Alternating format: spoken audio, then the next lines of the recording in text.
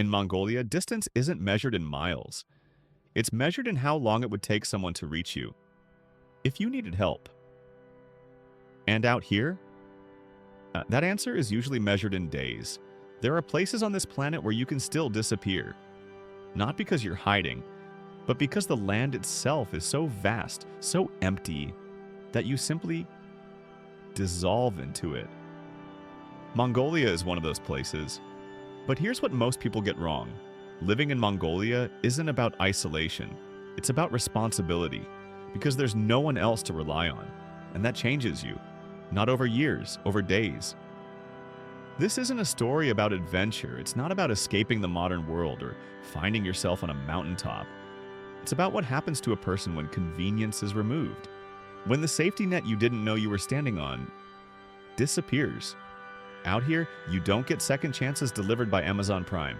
You get exactly what you brought with you. And if you didn't bring it, you learn to live without it. So the question becomes, who are you when help isn't nearby? If that question hits you the way it hit me, do me a favor. Hit that like button right now. Because this story goes deeper than you think. Let's start with distance.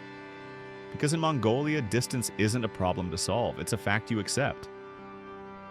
Imagine this. You wake up in the morning. You need something. Anything. Milk, medicine, a tool. The nearest place that might have it? 80 miles away, maybe more. And there's no road. Not really, just open steppe. Grass that goes on forever, interrupted only by the occasional hill or dry riverbed. So you saddle a horse. Or you don't go at all. Here, being far away isn't an emergency. It's just how life works. The nearest neighbor might be an hour's ride. The nearest town, half a day by truck if the weather's good. And if it's not good, if it's winter and the snow comes, you stay put. You wait. Because the land decides, not you. There's no drama in this. No one panics. This is just Tuesday. People in cities think of distance as inconvenience, a longer commute, a delayed package. But out here, distance is a contract you sign the moment you choose to stay. You agree to the terms, and the terms are simple. You handle it. Whatever it is, or you leave. And most people leave. Not because they're weak, but because distance has weight. It presses on you. Slowly at first, then all at once. You realize the nearest hospital is 4 hours away on a good day. The nearest mechanic? Maybe a day's drive. The nearest person who speaks your language? That could be you. And when that weight settles in, when you feel it fully, you make a choice. You either learn to carry it, or you go back to a place where someone else carries it for you. There's something else that happens when you stay in a place like this. Something most people don't talk about. The silence gets loud, not in an uncomfortable way, in a revealing way. Because when you remove the constant hum of civilization, the traffic, the notifications, the background noise of other people's lives, you start hearing yourself, and not everyone likes what they hear. In the city, you can outrun your thoughts. There's always something to do, someone to see, some screen to check. But out here, there's nowhere to run. Just you, the wind, and whatever you've been avoiding. And that's when you realize, most of the noise we surround ourselves with isn't about staying connected. It's about staying distracted. Mongolia strips that away. Not cruelly, just completely. And what's left is either peace or panic. The people who stay, they've made peace with themselves. The people who leave, they usually do it fast. Now let's talk about what happens when you stay. Because if you stay, you change. You have to. Self-reliance isn't a lifestyle choice here. It's not something you try on like a hobby. It's the baseline, the cost of admission. In Mongolia, mistakes don't get softened by convenience. You feel them fully. Forget to check your water supply before a trip? You're thirsty. Forget to pack enough food? You're hungry. Didn't bring the right tools? Didn't prepare the right gear? You sit with that mistake for hours, sometimes days, and no one's coming to fix it for you. There's a family I met, 3 generations living in the same valley. The grandfather told me something I haven't been able to shake. Here, we don't have emergencies. We have consequences. Think about that. In most places, an emergency means help is on the way. A phone call, a service, a system that kicks in. But out here, an emergency just means you're about to find out how prepared you really were. And that changes how you think. You don't wait until you need something to figure out if you have it. You check. You double check. You plan for things that might not happen, because if they do happen, no one else is planning for you. It sounds exhausting. And maybe it is at first. But then something shifts. You stop feeling anxious about it because you're not hoping someone else will handle it. You already know. You will. And there's a strange kind of freedom in that. Not the freedom to do whatever you want. The freedom to trust yourself in a way most people never have to. When you know you can handle a broken axle in the middle of nowhere. When you know you can survive a night in sub-zero temperatures with what's in your pack. When you know you can deliver a calf or stitch a wound or navigate by stars. You walk differently. Not with arrogance, with calm. Because you're not afraid of what might go wrong anymore. You're prepared for it. And there's a massive difference between those two things. If you're still with me, drop a comment. Tell me the last time you had to rely completely on yourself. I'm genuinely curious. And if this is hitting different, go ahead and subscribe. Because we're just getting started. Now here's the part that surprises people. Mongolia is quiet, profoundly quiet. But you're not invisible. You're alone out here, but never unnoticed. In a city, you can disappear into a crowd, blend in, go unnoticed for days. Out here, everyone knows you're here, even if everyone is just 3 families scattered across 50 miles. They know when you arrived. They know what you're doing. They know if you're struggling. And they're watching. Not in a creepy way, in a survival way. Because out here, your survival might depend on them, and theirs might depend on you. So you're observed, quietly, constantly. There's no anonymity in wide open space. You think there would be. You think all that emptiness would swallow you up, but it doesn't. It exposes you. Every choice you make is visible. How you treat your animals, how you manage your resources, whether you help when someone else needs it. There's no hiding behind a screen. No deleting a bad day and pretending it didn't happen. You are what you do. And people remember. There's a weight to that too. Not the weight of judgment, the weight of mattering. Your actions have consequences. Not just for you, for the people around you. And that makes you careful, not paranoid, just careful. In a way, it's the opposite of modern life. We're used to being seen by thousands of people who don't know us. Out here, you're seen by a handful of people who know you completely. And you can't perform your way out of that. You just have to be who you are. I spent 3 days with a herder named Batar. He's 47. Been living in the same valley his entire life. Never been to the capital, never been on a plane. And when I asked him if he ever felt lonely, he looked at me like I'd asked if water was wet. Lonely? He said. How can you be lonely when you know everyone who matters? And that stuck with me, because he's right. In cities, we're surrounded by people and starving for connection. Out here, they're surrounded by emptiness and completely connected. Not to everyone, just to the people who matter. And maybe that's all you really need. Let's talk about time, because in Mongolia, time works differently. Life here doesn't ask what time it is. It asks what the weather is doing. There are no appointments, no deadlines in the way we think of them.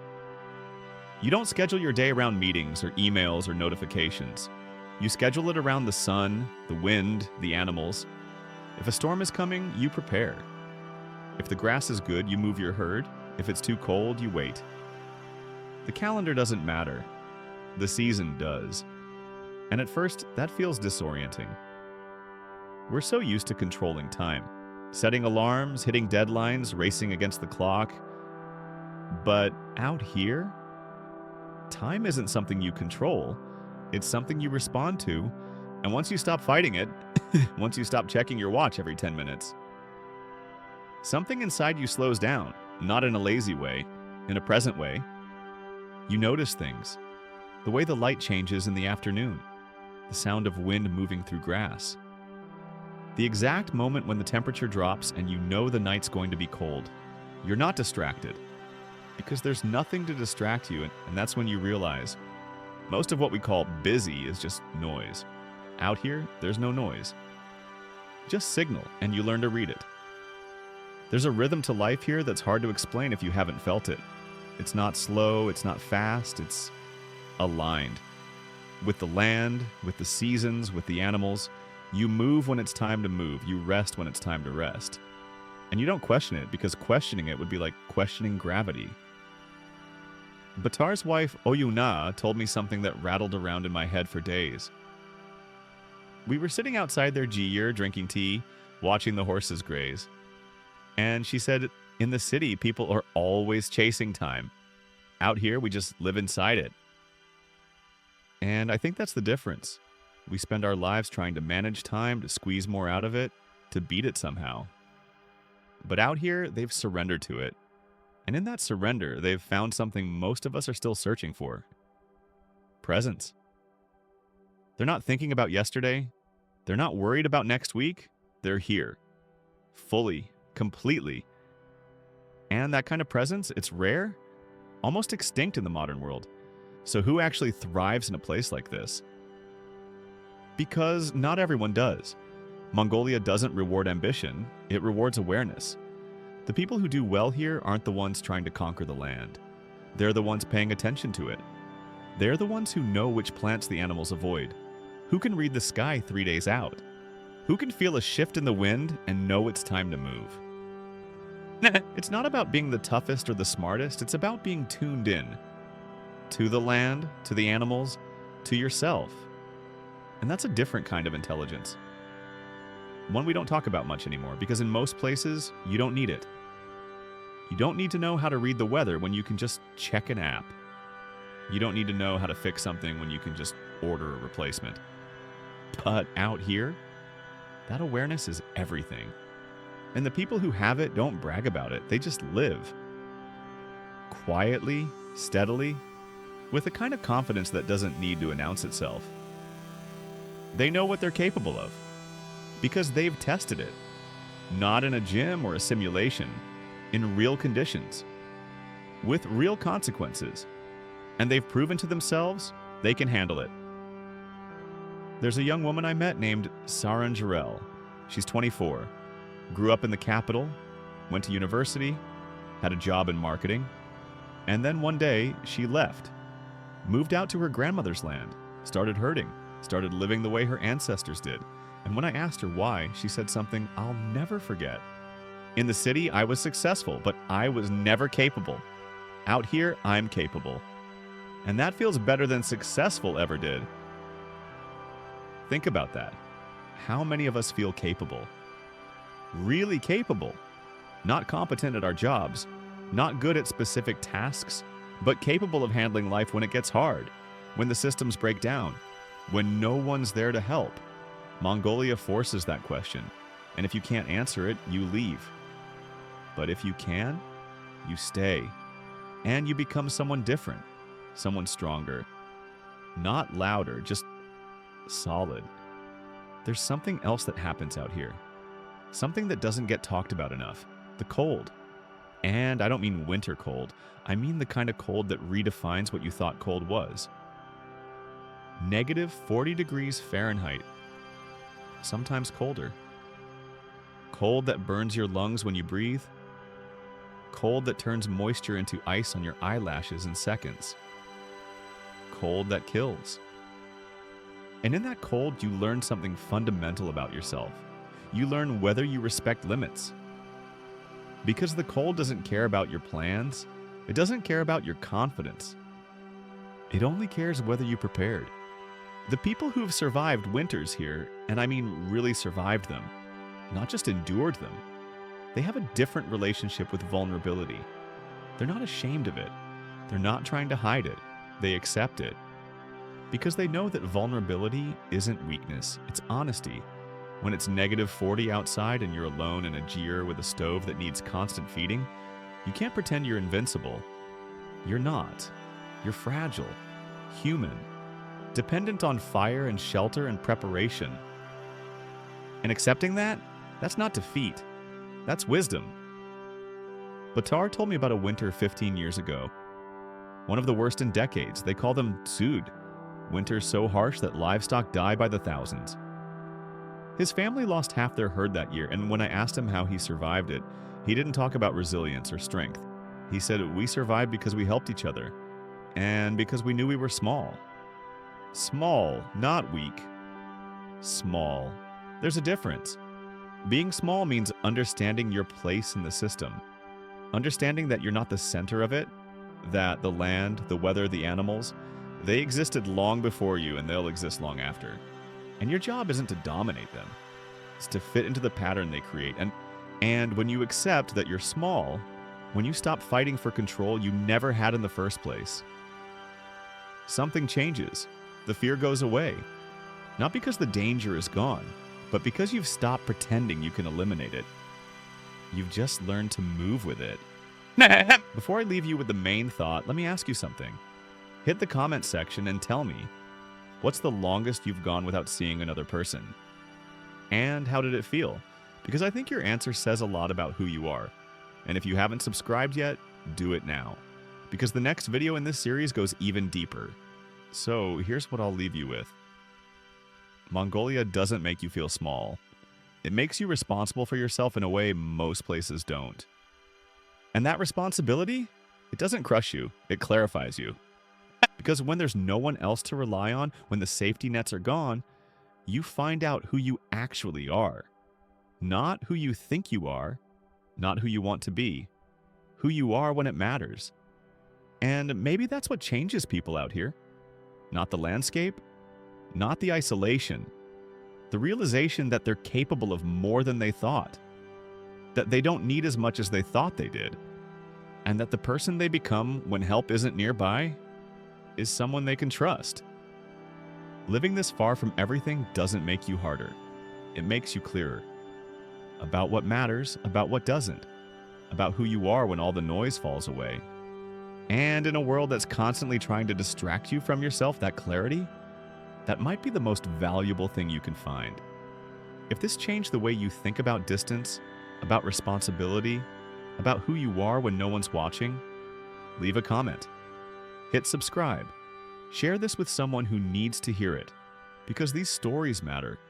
And I'll see you in the next one.